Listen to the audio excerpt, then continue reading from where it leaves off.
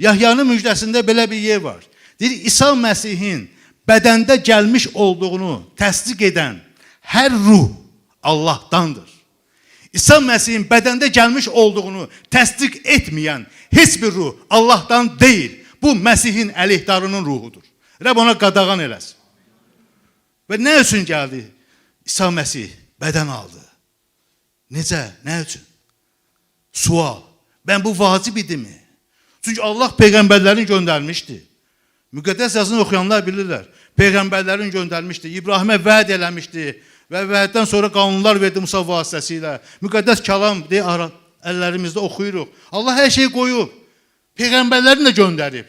Ben ona lazım idimmi? O bədəndə gəlsin aramıza. Niyə görə? Çünki yazı deyir. Deyir, Allah bizim üçün elə bir şey hazırlayıb ki, ondan göz görmüş, nə qulaq eşitmiş, nə insan ürəyi duymuş.